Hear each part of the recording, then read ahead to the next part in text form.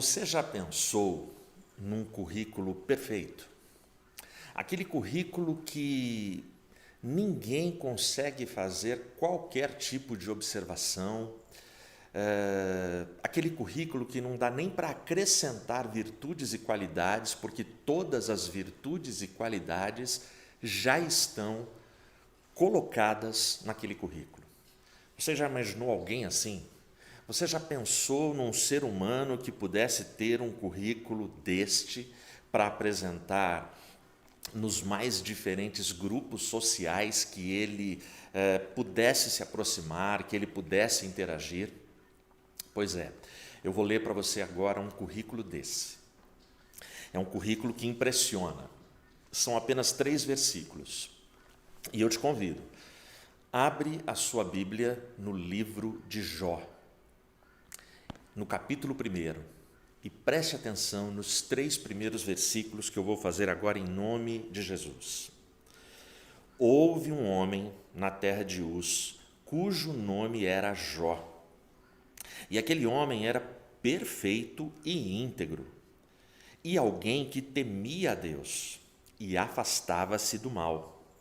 E nasceram-lhe 7 filhos e 3 filhas. Sua posse também era de 7.000 ovelhas, 3.000 camelos, 500 juntas de bois e 500 jumentas, e muitíssimos os seus servos. De modo que este homem era o maior de todos os homens do Oriente. Você já pensou um currículo desse? Este cara é Jó. Se você abriu a sua Bíblia, não feche, porque a gente vai passear um pouquinho sobre a vida de Jó. Do versículo que eu terminei de ler, o versículo 3, se a gente avança na leitura, nós temos a apresentação de uma característica dos filhos. Os filhos de Jó, eles se reúnem, eles dão banquetes e fazem festas nas suas casas. Em nenhum capítulo do livro de Jó não existe nenhuma crítica, não existe nenhum defeito que é apontado em relação aos filhos de Jó. Portanto, além de todo o currículo maravilhoso que você viu a respeito dele, ele também tem uma família maravilhosa e filhos maravilhosos. Mesmo assim, a continuação do texto diz que Jó, com regularidade, ele sacrificava individualmente, ele fazia sacrifícios, ele clamava a Deus pela vida de cada um dos seus filhos. Portanto, se ele tinha 10 filhos, você deve interpretar e entender que a cada período ele realizava 10 sacrifícios. E na cabeça e no coração dele era assim: vai que porventura os meus filhos tenham pecado, os meus filhos tenham falhado, os meus filhos tenham errado sem saber, de forma inconsciente, então eu já vou sacrificar por eles. Bom, aí o texto vai dizer que num momento, e aí pula de cenário, sai da terra e vai para uma esfera que a gente não sabe identificar onde é. Existiu uma reunião de seres celestiais, de seres angelicais, e o texto diz que quem se apresenta no meio desta assembleia celestial é Satanás em pessoa. E Deus pergunta: de onde tu vens? E Satanás responde: eu venho de rodear a terra, eu venho de passear pela terra, de ir e vir. E aí é impressionante a fala de Deus, o que Deus diz a Satanás pelo fato dele estar rodeando a terra e observando a terra e de olho nos moradores da terra. Olha o que Deus diz no versículo 8 do capítulo 1. Ele diz assim: e o Senhor disse a Satanás: tu consideraste o meu servo Jó, que não há ninguém como ele na terra, homem perfeito e íntegro, que teme a Deus e se afasta do mal? Incrível. Deus repete aqui no versículo 8 o currículo que eu li para você agora há pouco. Só que Deus prioriza outra coisa. No céu, Jó não é famoso por ser o homem mais importante, o homem mais rico, o homem mais sábio, o homem mais crente do Oriente. Não. No céu, ele é chamado de o meu servo Jó.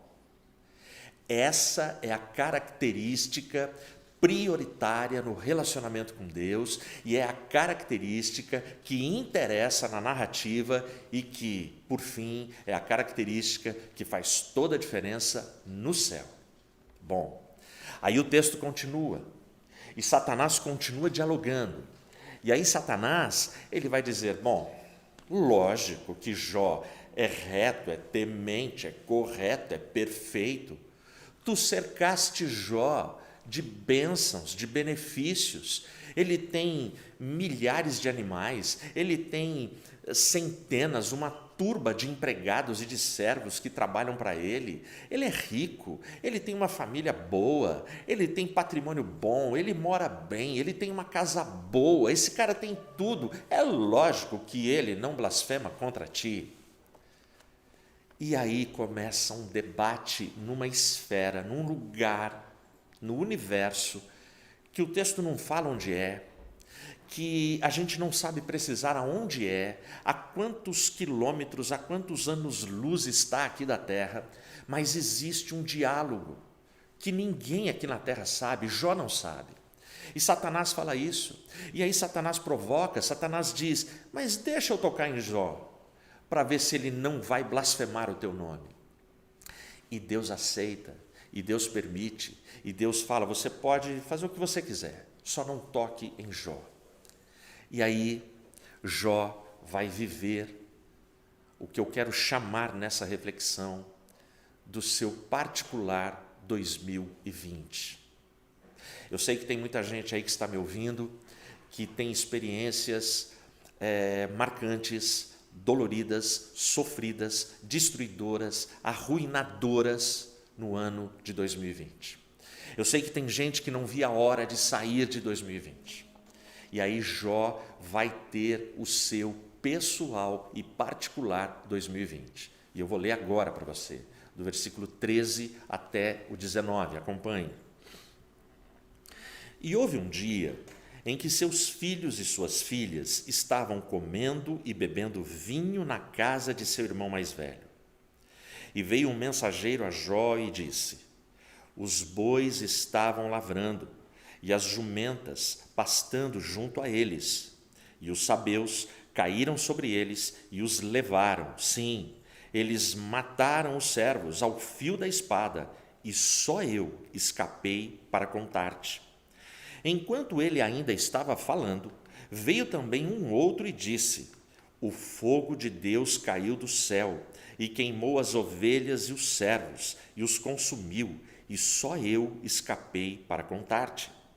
Enquanto ele ainda estava falando, veio também um outro e disse, os caldeus formaram 3 bandos e caíram sobre os camelos e os carregaram, sim, e mataram os servos ao fio da espada, e só eu escapei para contar-te.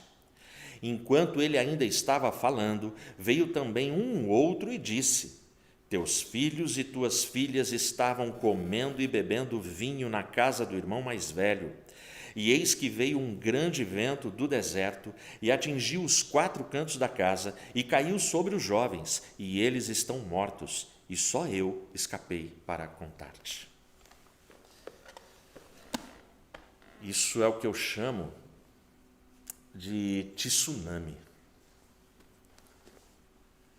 E agora? O 2020 de Jó aconteceu. Como é que ele vai vencer o desafio de continuar servindo? Como Jó vai responder a tudo que aconteceu naquele dia? Porque são 4 mensageiros de notícias péssimas, de notícias terríveis, que entram, e o texto vai dizendo que um mal está acabando de falar, o outro entra. Tudo que Jó tinha de mais importante, Jó perdeu num único dia. Jó está sem palavras, Jó está destruído, Jó foi arrasado, ele está numa terra arrasada. Ele continuará sendo merecedor da descrição de Deus a respeito dele. A forma como ele vai reagir, como ele vai se comunicar, a forma como ele vai expressar os seus sentimentos, permitirá esta forma que Deus continue falando a respeito dele, o meu servo Jó. Você viu como age, como testemunha o meu servo Jó? Para a gente responder, eu te convido a orar comigo, para que a gente peça a unção de Deus, a direção do Espírito Santo para essa palavra, para que o Espírito Santo continue aqui no meu coração, falando através do meu coração e da minha vida aquilo que Deus quer que seja falado, e que o Espírito Santo opere grandemente aí na sua casa, junto da sua família, junto dos seus amigos, junto dos seus. Que o Espírito Santo continue operando através do louvor, como aconteceu agora há pouco aqui com a Tal, através da reflexão, através de cada detalhe, através das crianças, através de cada um. Ora comigo. Pai, em nome de Jesus, abençoa esta palavra, fala conosco, nos ajuda, nos fortalece, fala com amor, fala com poder, fala com clareza, Pai. Todos nós viemos de 2020, todos nós temos um ano pela frente e temos colocado à nossa frente o desafio de continuar servindo, independente do que sofremos e do que aconteceu.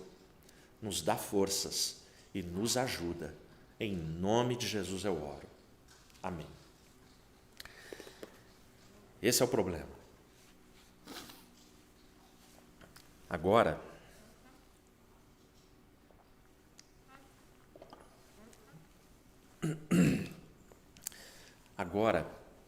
a expectativa fica.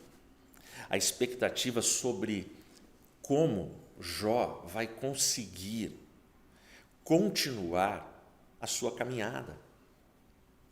Jó, diferente da gente, ele vai ter que enfrentar um novo normal muito mais complexo e difícil do que este novo normal que muitos de nós têm reclamado.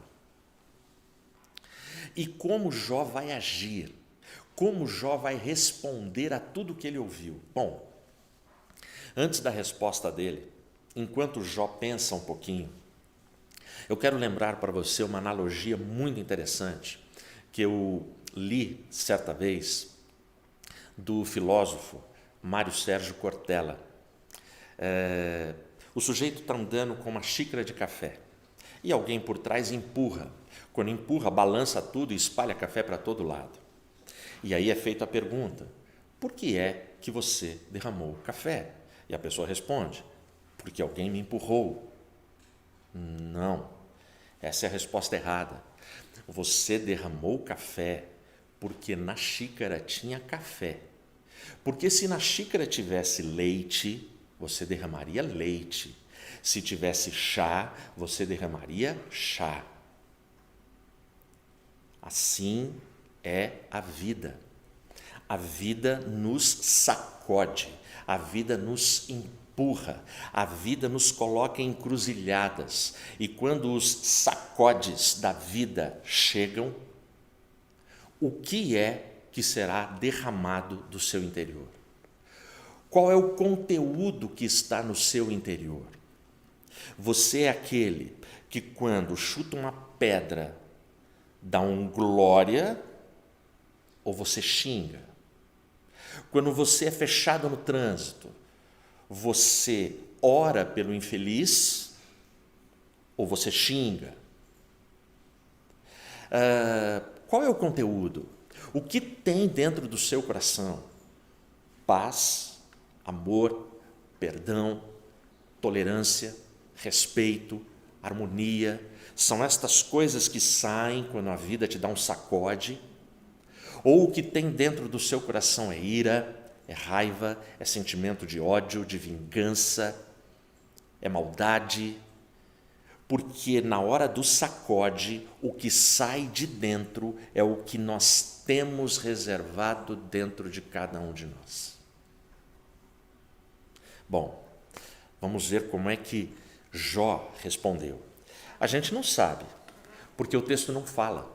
A gente não sabe quanto tempo demorou para Jó reagir. Pense nas piores notícias que você recebeu. Quando a gente recebe uma notícia muito grave, a gente fica em estado de choque, a gente fica abalado. Mas Jó recebe 4 mensageiros que estão dizendo para ele que toda a sua vida, o seu patrimônio, tudo que ele construiu, tudo que ele tinha, os seus funcionários, tudo foi perdido. E por último, como golpe de misericórdia, os seus 10 filhos morreram. Jó, ele enterrou 10 filhos num único dia. Então o texto não fala para a gente quanto tempo ele demora, mas a gente vai ver o que é que tinha na xícara de Jó. Qual era o conteúdo do coração de Jó? Versículo 20. Então Jó se levantou e rasgou o seu manto, e raspou a sua cabeça, e prostrou-se em terra e adorou. E disse: Nu saí do útero de minha mãe, e nu retornarei. O Senhor o deu, o Senhor o tomou, bendito seja o nome do Senhor. Em tudo isto, Jó não pecou, nem culpou Deus de maneira tola. O versículo 20, na tradução que eu li para você, tem 20 palavras. E dessas 20 palavras, num único versículo, no versículo 20, tem 5 verbos.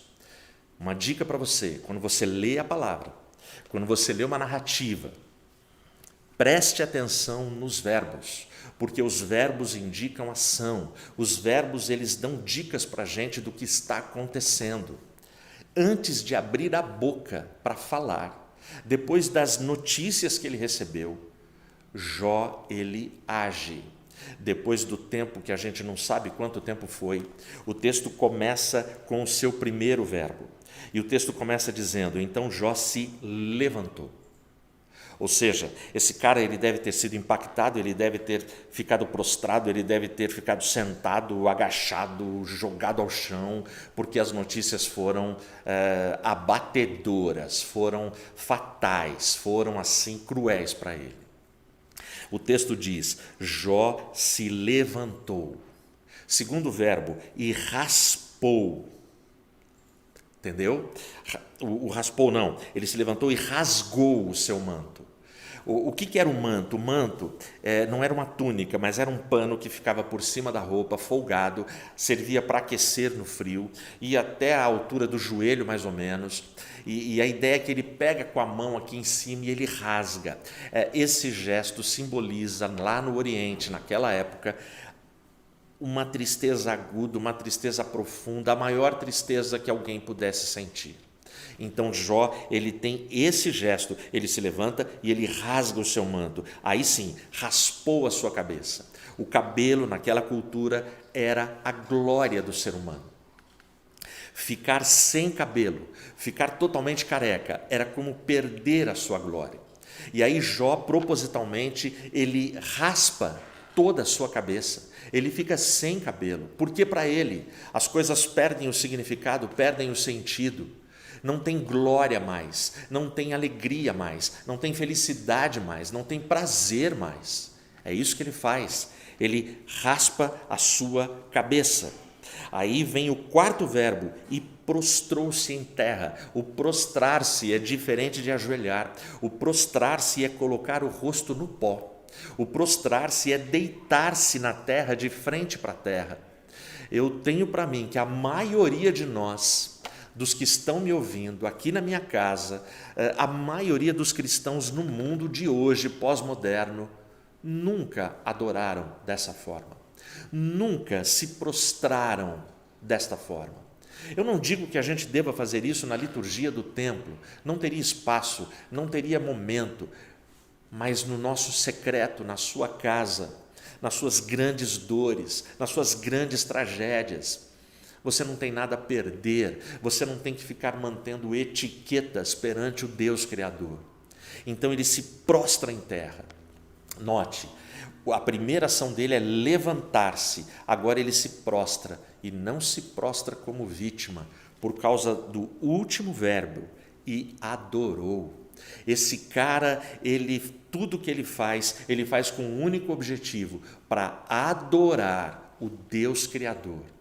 E agora ele vai dar a explicação teológica, na primeira frase dele, depois das notícias terríveis que ele ouviu. O verso 21, nu saí do útero da minha mãe, e nu retornarei, o Senhor o deu, o Senhor o tomou, bendito seja o nome do Senhor. Paulo apóstolo, na primeira carta a Timóteo, capítulo 6, o verso 7, ele vai dizer basicamente a mesma coisa. Paulo apóstolo ele vai dizer o seguinte: é certo que nós não trouxemos nada para essa vida, e desta vida também não vamos levar nada. E por que a gente não leva nada? A gente não leva nada porque a gente não trouxe nada. Jó ele está falando: nu eu vim e nu eu voltarei. O Senhor me deu, o Senhor tomou. Qual é o conceito que eu e você precisamos entender para a nossa vida? Nada do que você tem, nada do que eu tenho, pertence a nós.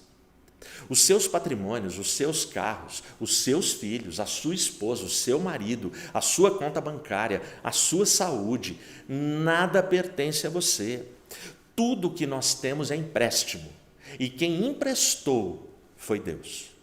Tudo pertence a Ele, todas as coisas são dele.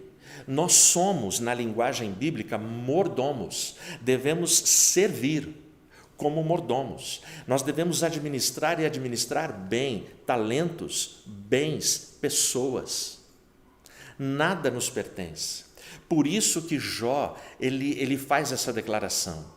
Quando ele perde tudo, ele reconhece que, na verdade, o Deus que tira dele, porque ele não fica preocupado que foi Satanás, ou que fica colocando a culpa nos sabeus, nos caldeus que estão aqui na narrativa. Não, em nenhum momento você vê Jó blasfemando.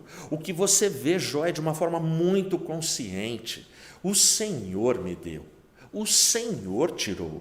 Sim, porque quando inimigos te ferem, quando inimigos tiram coisas de você, quando 2020 vem e rouba esperanças e sonhos nossos, tem a permissão de Deus, porque Deus não é surpreendido. Deus ele não fica assim boquiaberto como um Deus abobalhado diante de tudo que está acontecendo. Deus detém o controle da história global e da história individual, da minha história, da sua casa, dos seus filhos. Portanto, quando Jó faz essa declaração é tremendo.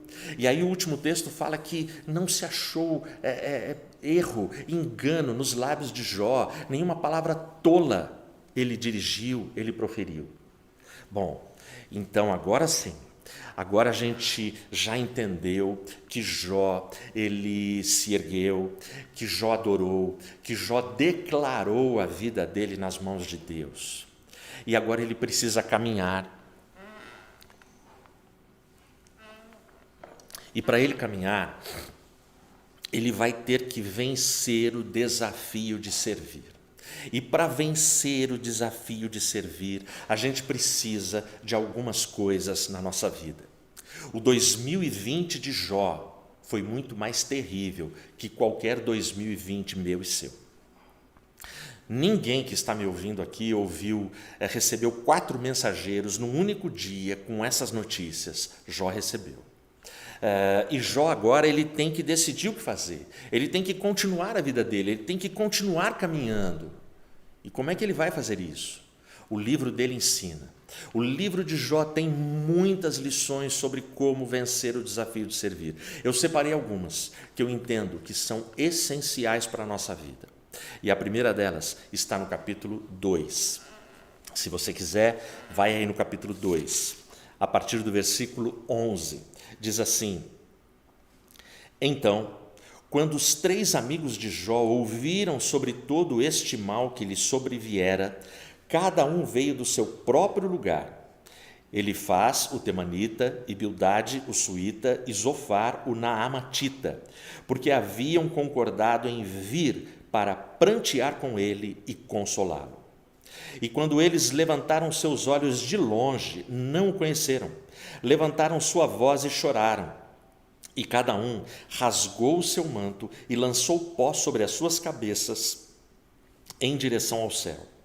Então, assentaram-se com ele no chão durante 7 dias e 7 noites, e ninguém lhe falou uma palavra, porque eles viram que sua dor era muito grande. Primeira coisa que você vai precisar para vencer o desafio de servir: amizade sincera. Quem conhece a história de Jó sabe que esses 3 amigos, esse é o momento mais sublime, esse é o melhor momento dele com esses 3 amigos, porque eram amigos de fato. Mas esses 3 amigos, o livro vai mostrar para a gente que eles são limitados, que os conselhos deles não ajudam muito. Mas eu preciso fazer justiça com esses 3 caras. Todo mundo vazou, todo mundo fugiu. Jó, ele era um homem famoso, ele era um homem rico, ele era um homem querido, ele era um homem que tinha muitas festas na sua casa e na casa dos seus filhos. Só que agora, na tragédia, na queda, no desespero, na perda, na derrota, todo mundo sumiu. Não aparece um parente, não aparece ninguém, os antigos amigos, ninguém. Mas restaram 3 amigos, e esses 3 amigos, eles vêm de longe, e é muito legal, porque o texto fala qual o objetivo deles. Eles vieram para prantear, para consolar Jó. Eles vieram com o objetivo certo: a gente vai chorar junto, a gente vai consolar o nosso amigo. O texto diz que eles chegam e veem Jó de longe e não reconhecem. Não está escrito aqui, mas não é difícil deduzir. Quando esses caras chegaram, eles devem, primeiro, como eram amigos, eles devem ter ido na casa de Jó. Só que eles chegam lá e só encontram ruínas, não tinha mais nada. E aí, naquela época, quem morre é enterrado no quintal. Eles devem ter visto 10 covas, 10 lápides, os filhos de Jó. E eles devem ter perguntado: onde é que está Jó? Alguém deve ter falado. Existem interpretações que Jó ele foi procurar o lixão da cidade. Porque quando eles olham de longe, eles não reconhecem, porque Jó está acabado. Sabe o pior sofrimento que você já teve na sua vida? Eu não sei você, mas quando eu lembro dos piores sofrimentos que eu já tive na minha vida, eu sempre falo para a Regina: caramba, Rê, a gente envelheceu nesses poucos dias uns 10 anos. Porque sofrimentos cruéis fazem isso com a gente amadurece, a gente cresce, sim, mas a gente envelhece. A gente envelhece porque os sofrimentos esmagam, machucam. E Jó está neste quadro. E é interessante que daí eles se aproximam. E aí quando eles veem Jó, o texto fala que eles choram alto. E diz que eles repetem o gesto de Jó, ou seja, os caras são simpáticos e são empáticos. Eles têm empatia pelo amigo. Eles rasgam o manto deles também. Aí o texto diz que eles jogam pó na cabeça. Então Jó estava num lugar sujo. E aí o texto diz que eles se assentam no chão. Jó não tem poltrona, não tem móvel, não tem nada cobrindo, não tem um teto. Ele está ao relento. E o mais impressionante, o texto diz que eles se assentam e ficam 7 dias e 7 noites sem abrir a boca. Jó não fala nada, eles não falam nada e eles ficam juntos. Presta atenção. Nós precisamos de amigos assim. O verdadeiro amigo, ele vem sem ser chamado, eles não foram chamados. O amigo de verdade, ele não exige coisas, ele aceita o que tem. o amigo de verdade, ele continua sendo seu amigo, independente da situação que você está enfrentando e vivendo no momento. Esses caras foram amigos. E existem momentos que a gente não tem que falar nada. E esse é o momento mais sublime exatamente por isso, pela presença deles. Eu já tive essa experiência na minha vida, em grande sofrimento da minha vida. Amigos se dispuseram a sair das suas cidades, longe de Campinas, centenas de quilômetros, pegaram o carro, chegaram na minha casa, dia de semana à noite, entraram na minha casa e falaram: Ed, nós viemos aqui para orar com vocês, abraçar vocês e chorar com vocês e só. E eu e a Regina preocupados: não, nós vamos fazer uma pizza, um jantar, um lanche. Não, eles não deixaram. A gente veio para isso, e é isso que nós vamos fazer. E eles fizeram isso e foram embora. Jó tem amigos. Por quê? Porque para vencer o desafio de servir, não dá para você vencer sozinho. Você vai precisar de gente. Agora, presta atenção que 3 era praticamente nada para quem tinha milhares de amigos e era, na região ali, o cara mais importante e super famoso. Como você, que tem aí 1.000, 2.000, 3.000, 5.000 amigos no Facebook. Mas na hora do vamos ver, cara, na hora que a água sobe, bate no queixo, não vai encher os dedos de uma mão, como aconteceu com Jó. 3 amigos se aproximaram.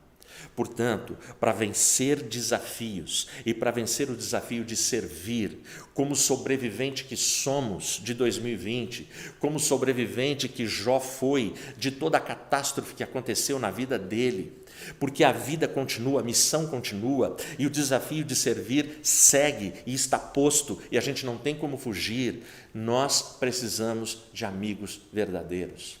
Eu louvo a Deus porque Deus tem colocado amigos verdadeiros no meu caminho, no caminho da minha família, no caminho da minha casa. Eu louvo a Deus porque os meus amigos se tornaram amigos dos meus filhos. Eu louvo a Deus por causa disso. Agora, tem uma segunda coisa que você vai precisar para vencer o desafio de servir. Vai ser sinceridade. Depois de 7 dias em silêncio, depois de 7 dias e 7 noites sentado, ali em silêncio, pranteando, chorando, olha como o capítulo 3 abre, versículos de 1 a 3. Depois disso, abriu Jó a sua boca e amaldiçoou o seu dia. E Jó falou e disse: pereça o dia em que eu nasci e a noite em que se disse: foi concebido um filho homem. Jó é absolutamente sincero. E entenda, sinceridade não tem a ver com ofensa. Jó continua correto e íntegro, ele não blasfema contra Deus, ele não reclama contra Deus, ele está falando da vida dele. Ele está desabafando com Deus. Se você tiver paciência depois, leia o capítulo 3 inteiro de Jó. É o capítulo mais triste ali da reação de Jó, da depressão. Ele fica absolutamente para baixo. Ele fica derrotado. Então Jó, quando ele abre a boca, ele amaldiçoa o dia que ele nasceu. Mas, cara, presta atenção. Ele vem de uma notícia onde ele perdeu tudo, tudo perdeu sentido para ele. E aí ele fala de 2 datas, ele fala do dia que ele nasceu e do dia que ele foi gerado. É exatamente isso que está no hebraico. Ele fala que o dia que ele nasceu não precisava ter existido. E o dia que disseram, foi concebido um homem, essa expressão está falando do dia que ele foi gerado, do dia do relacionamento sexual entre o pai e a mãe dele. Até esse momento, nós temos quase 2 milhões de mortos pelo Covid-19. Todo dia você tem notícias nos canais abertos, em canais fechados, nos noticiários impressos, nas editorias. O mundo chora por quase 2 milhões de mortos pela Covid-19 e é justo. Mas deixa eu te dizer um outro número assustador. No ano de 2020, nós tivemos mais de 42 milhões de crianças que foram abortadas. Eu estou falando de mais de 42 milhões de crianças que foram abortadas. Mas você não vê a imprensa divulgando, lamentando, chorando por esses números diariamente. Você não vê. O que a imprensa cobre são os movimentos que lutam pela legalização do aborto. O que você vê é a imprensa cobrindo as comemorações nos países onde as leis que vão permitir o aborto são aprovadas. Mas você não vê imprensa, militância, gente chorando na mídia oficial por conta de 42 milhões de mortos no aborto. Eu sei que é um tema complexo, eu sei que é um tema difícil, mas você não vai conseguir me convencer que 42 milhões de abortos foram feitos por causas plenamente justificáveis e corretas. Aqueles abortos que a justiça permite, que já estão previstos na lei, não é disso que eu estou falando. Eu estou falando do aborto pelo aborto porque não quero ter esse filho. Jó, quando escreve, ele é sincero. Ele não chama o feto de tecido. Ele não chama de uma massa que está ali se formando. Ele diz que a multiplicação de células vivas no organismo, ele dá um nome. É um homem. Por quê? Porque na visão bíblica, desde a concepção, o que temos ali é uma vida, é um ser vivo, é um homem, é uma mulher. Jó é sincero. Ele é sincero na geração dele, ele é sincero com os sentimentos dele, ele é sincero com a vida dele, ele é sincero com o Deus que ele crê. Mas a gente caminha. Para você vencer o desafio de servir, você vai precisar de confiança. Vai no capítulo 19 do livro de Jó. Olha o que diz aqui nos versículos 23 e 24. Ó, se minhas palavras fossem agora escritas, ó, se fossem impressas num livro, que fossem gravadas com uma pena de ferro e chumbadas na rocha para sempre. Perceba, Jó, ele chega um momento, e nessa altura aqui, capítulo 19, ele já ouviu muito conselho ruim dos 3 amigos. Mas ele vai revelar a confiança dele. E ele lamenta, ele fala, puxa vida, se as minhas palavras, se o que eu estou falando, se desse para escrever num livro, se desse para gravar numa rocha. E é muito interessante você imaginar o seguinte, não passava pela cabeça de Jó, ele não tinha ideia de que as palavras dele estariam impressas no livro mais lido, mais impresso, mais vendido no mundo, o livro mais traduzido no mundo, a Bíblia Sagrada. E isso até hoje. Ainda que a Bíblia Sagrada, pela grande mídia, seja ocultada, não é divulgada, ninguém fala dela, tentam esconder a Bíblia, mas a Bíblia Sagrada continua sendo o livro mais impresso, mais lido, mais traduzido no mundo. E Jó não imaginava que junto de algumas passagens clássicas como Gênesis capítulo 1, Salmo 23, Romanos 8, Apocalipse 22, primeira carta de Paulo aos Coríntios capítulo 13 sobre o amor, Paulo não imaginava que o texto dele também estaria no nosso coração. Qual texto? O texto que ele diz na sequência, versículos 25, 26 e 27. Depois dele falar que queria ser escrito Olha o que ele diz: porque eu sei que o meu Redentor vive e que ele se levantará no último dia sobre a terra. E embora depois que meus vermes da pele destruírem este corpo, ainda assim, em minha carne, eu verei a Deus, a quem verei por mim mesmo, e meus olhos o contemplarão e não outros. Jó tinha confiança, e a confiança dele era neste Redentor que vive. Por causa desse texto, todos os finais de ano, as cantatas que são feitas no mundo inteiro, em teatros, shoppings, colégios, praças, muitas orquestras e muitos corais cantam o Magnum Opus. A tradução de Magnum Opus é ótimo trabalho. E a letra da Magnum Opus é justamente esse texto, 25, 26 e 27 de Jó, capítulo 19. E esta composição é de Handel. Você conhece o Aleluia de Handel, mas a Magnum Opus de Handel também é famosa em toda a Europa. Jó não sabia, ele não imaginava, ele queria muito que o texto dele fosse escrito, gravado para sempre. Na ressurreição ele vai saber. O texto dele ficou gravado.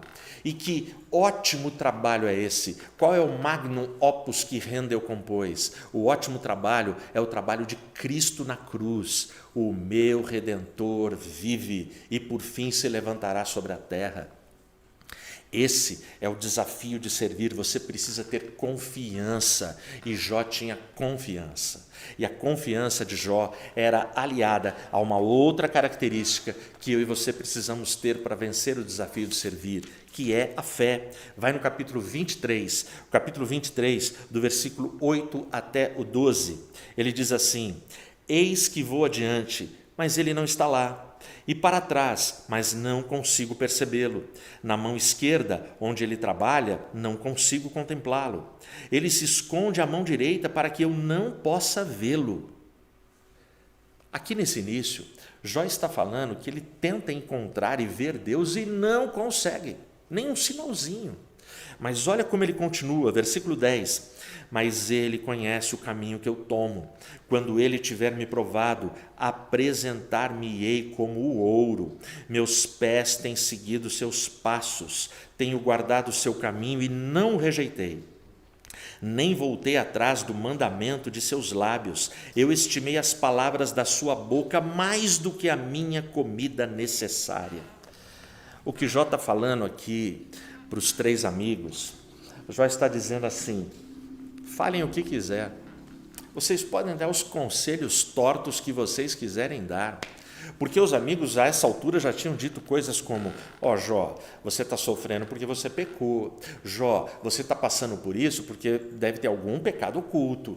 Ah, Jó, é assim mesmo. Jó não sabia o motivo, os amigos não sabiam o motivo. E quando você não sabe o motivo, deixa eu te dar um conselho que a gente aprende aqui: não fala nada, cara.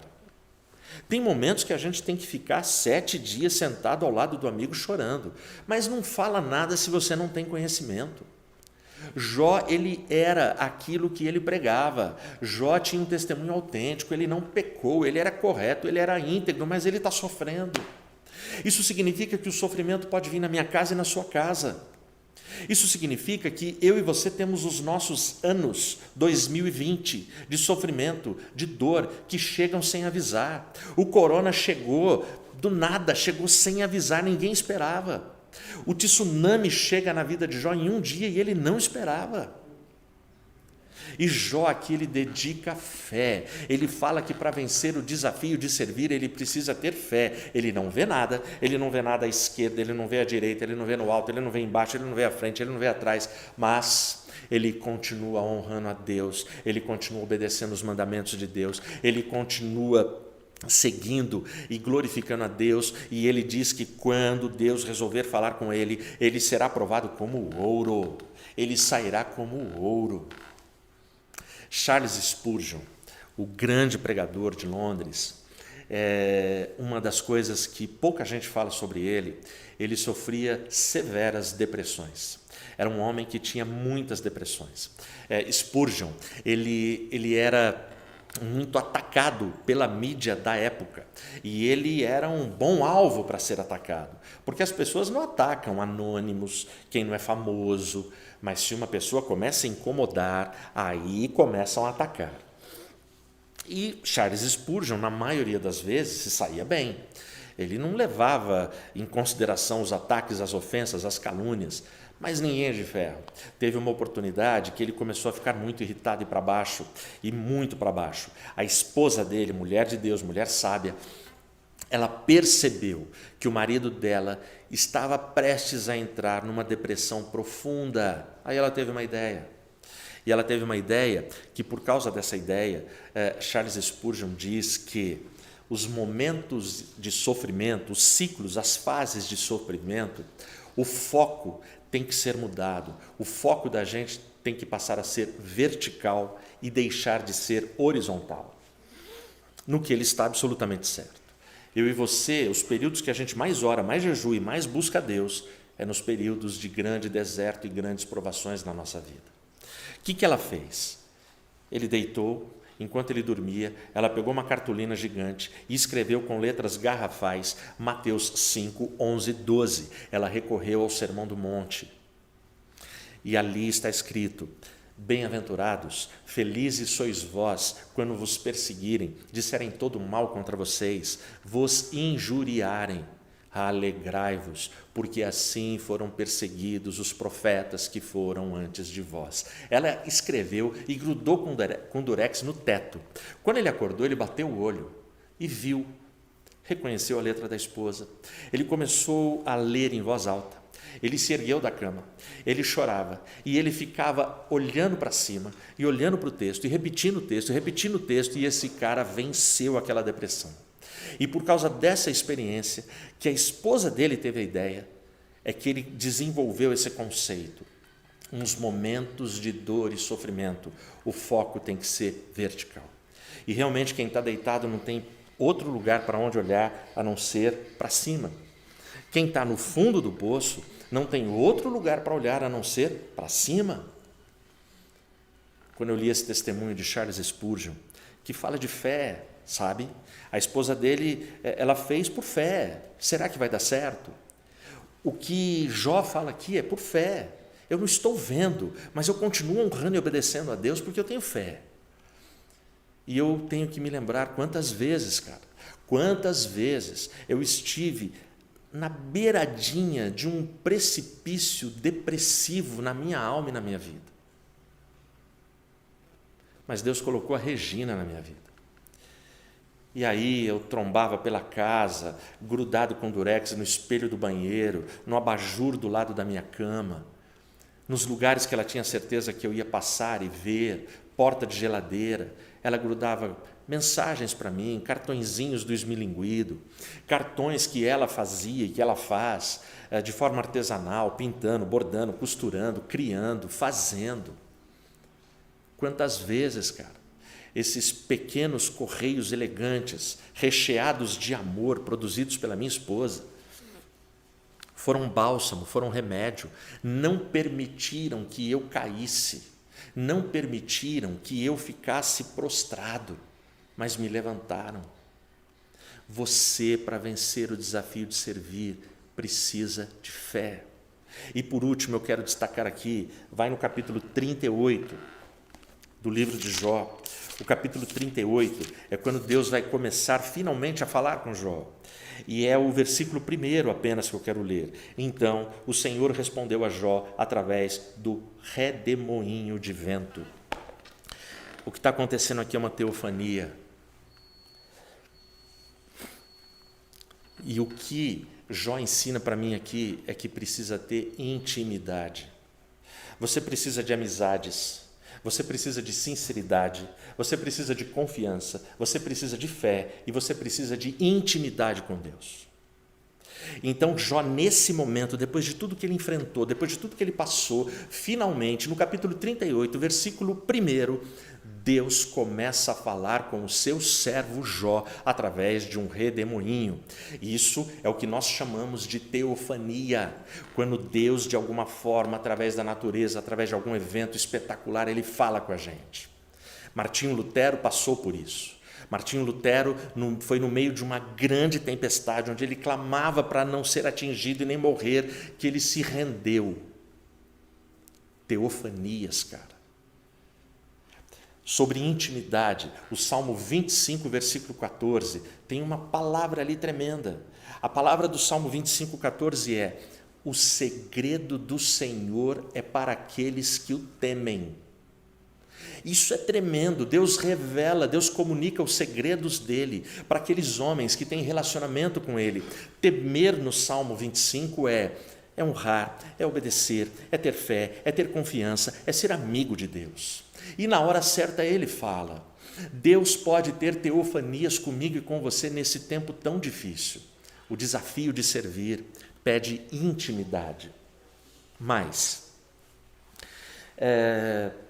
o que a gente pode garantir com essas características? Pode ser que a gente tenha tudo isso. Amigos, sinceridade, confiança, fé, intimidade, e ainda assim não consiga vencer esse desafio de servir. Nessa caminhada de 2021, e sabe lá até quando? Até quando vai a minha vida e a sua vida? Tem um episódio na biografia de Albert Einstein que é muito legal. Ele tomou um trem, ele entrou num trem indo para uma cidade grande. E aí o condutor passa, como acontece nos trens, para pegar o bilhete, a passagem de cada passageiro. Quando chegou em Albert Einstein, ele solicitou: por favor, senhor, o bilhete. E Einstein começa a procurar em todos os bolsos e não acha.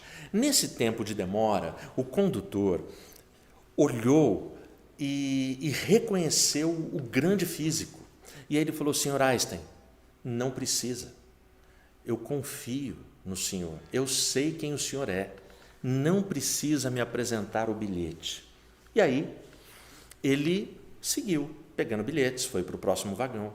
Passado alguns minutos, o condutor volta com a cestinha dele cheia de bilhetes. Quando ele olha no vagão onde estava Einstein, ele olha e vê Albert Einstein gatinhando pelo corredor, olha que cena bizarra, e procurando embaixo dos bancos o bilhete dele. Aí o cara, meio constrangido, o condutor foi até lá, agachou e falou: senhor Albert Einstein, não precisa, eu confio no senhor, eu sei quem o senhor é, não precisa apresentar o bilhete, eu confio. Nesse momento, Einstein ergueu os olhos para o jovem condutor e ele disse assim: meu jovem, a questão aqui não é sobre confiar, a questão aqui é sobre direção. Eu preciso achar o meu bilhete, porque eu não me lembro para onde eu estou indo. Nós somos sobreviventes, cara. A missão continua.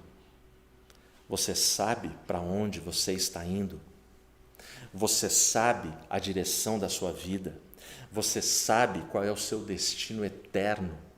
Você tem lutas para vencer o desafio de servir. Você sabia que servir é o nosso destino?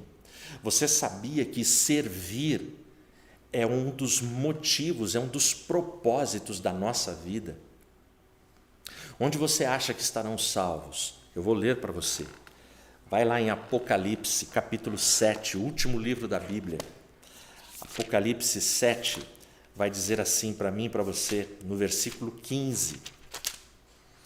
Por isso, eles estão diante do trono de Deus e o servem dia e noite em seu templo. E aquele que está sentado no trono habitará entre eles. Eles não terão mais fome, nem terão sede, nem arderá o sol sobre eles, nem qualquer calor. Porque o Cordeiro, que está no meio do trono, os alimentará e os levará às fontes de águas vivas, e Deus enxugará todas as lágrimas dos seus olhos. Amém? O capítulo 7 de Apocalipse fala de uma grande multidão, com vestes brancas, com palmas nas mãos, celebrando o Cordeiro. E ele diz que esses caras servem a Deus dia e noite. A nossa vocação é servir. A nossa vocação é servir independente de todas as catástrofes apocalípticas do nosso tempo que estão acontecendo e que estão se desenhando. Você sabe para onde você está indo? Bom, diante disso, eu termino essa reflexão com a mensagem central da obra inesquecível de Victor Hugo, Os Miseráveis. O personagem central de Os Miseráveis é Jean Valjean. Jean Valjean, ele é um cara que ficou preso 19 anos porque roubou um bocado de pão, mas ele encontra a graça quando o perdão vem a ele pelo Evangelho. E aí ele vai levar a vida dele. Existe uma personagem nessa obra que se chama Fantine. A Fantine é uma costureira numa confecção. Ela é abusada, ela é vilipendiada, ela é retirada de todas as suas delicadezas femininas para um mundo hostil. E ela vem a morrer, mas ela tem uma filha. A filha é a Cosette. E a Cosette, o Jean Valjean, quando a Fantine morre, um casal de picaretas que tem no filme, pegam essa criança. Essa criança sofre abusos, maus tratos, mas Jean Valjean vai e resgata essa criança. E ele adota essa menina e passa a ser a filha dele. O filme é de uma emoção assim incrível. Se você não assistiu, está aí uma dica para você nesse final de semana. Assiste, vale por um culto. Se você conseguir fazer a leitura do Evangelho no filme, vale por um culto. E aí, ao final do filme, vem a frase que para mim é a grande mensagem do filme. Amar uma pessoa é como ver a face de Deus. Tira a palavra amar. Servir uma pessoa é como ver a face de Deus. O que Jean Valjean faz com Cosette é servir. Ele serve, ele defende essa menina, ele luta por ela.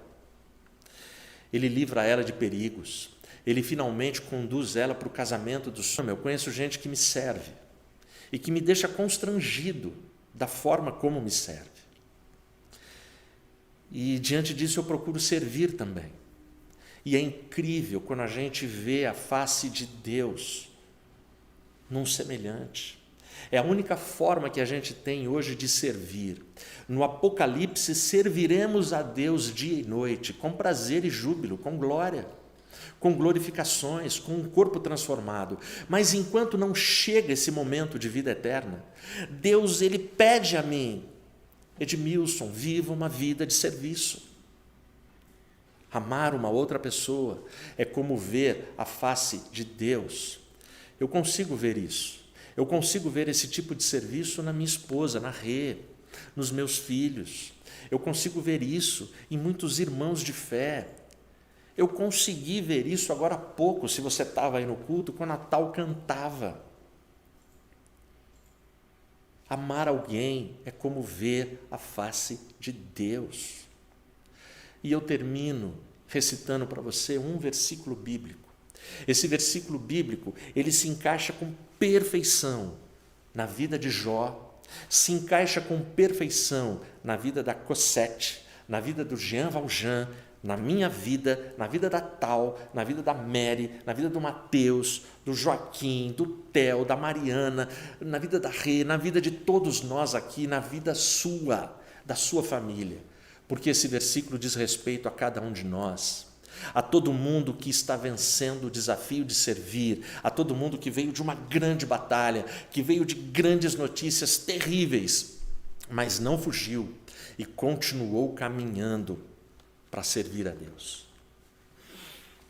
Filipenses 1, versículo 6.